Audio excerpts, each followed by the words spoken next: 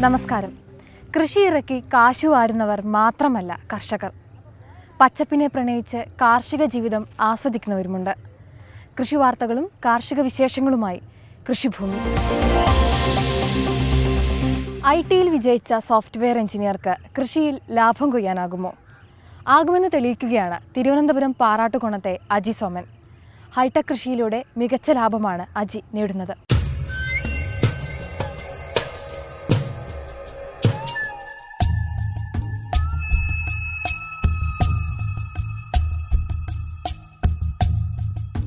കൃഷി ലാഭകരമല്ല എന്ന് പറയുന്നവർ തിരുവനന്തപുരം അരിയോട്ടുകോണത്തെ അജി സോമന്റെ ഫാമിലേക്ക് വരണം. മണ്ണിൽ പണിയെടുക്കുന്നതും കൃഷി ചെയ്യുന്നതുമെല്ലാം ചിലരെല്ലാം കുറച്ചിലായി കാണുമ്പോൾ സോഫ്റ്റ്വെയർ എഞ്ചിനീയറായ അജി സോമൻ കൃഷിയിൽ മാറ്റങ്ങൾക്ക് ഒരുങ്ങുകയാണ്. 12 സെന്റിൽ ലാഭം കൊയ്ത ഹൈടെക് കൃഷിയിൽ കേരളത്തിനും ഏറെ സാധ്യതകളുണ്ടെന്ന് തെളിയിക്കുകയാണ് അജി സോമൻ.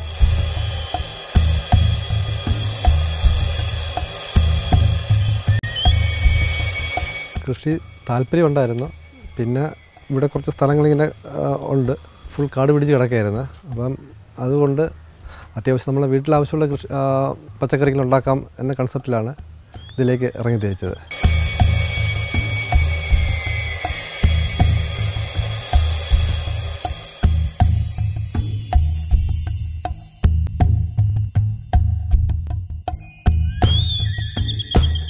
പയർ കൃഷിയിലൂടെ വർഷം 3 ലക്ഷം രൂപയാണ് അജിയുടെ വരുമാനം.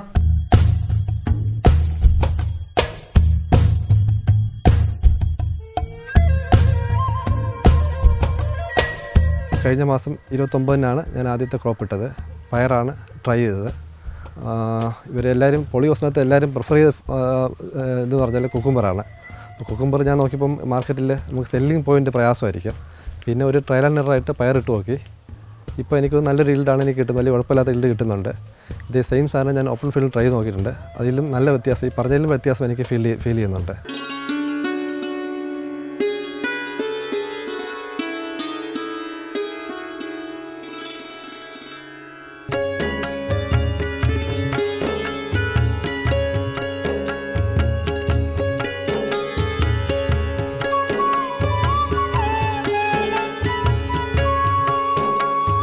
കാർഷിക വൃത്തിയിൽ മുൻപരിചയമില്ലെങ്കിലും കൃഷിയോടുള്ള താൽപര്യമാണ് പോളിഹൌസ് തുടങ്ങാൻ അജിയെ പ്രേരിപ്പിച്ചത്.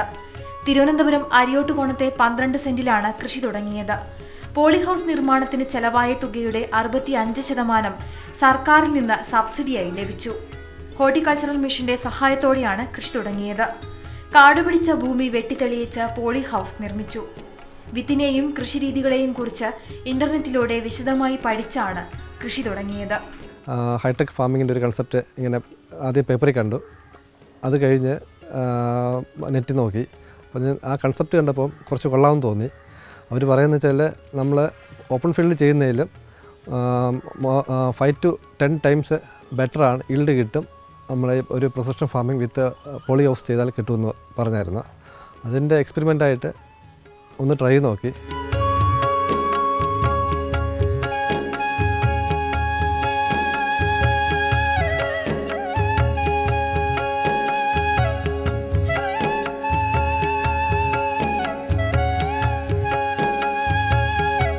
വിത്തിട്ട് 3 മാസം കഴിഞ്ഞപ്പോഴേക്കും ലാഭത്തിന്റെ വിളവെടുപ്പ് തുടങ്ങി.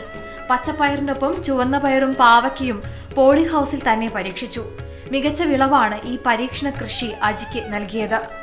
കൃഷിയോടുള്ള ആത്മാർത്ഥതയും കൃത്യമായ പരിപാലനവുമാണ് അജിയുടെ വിജയരഹസ്യം.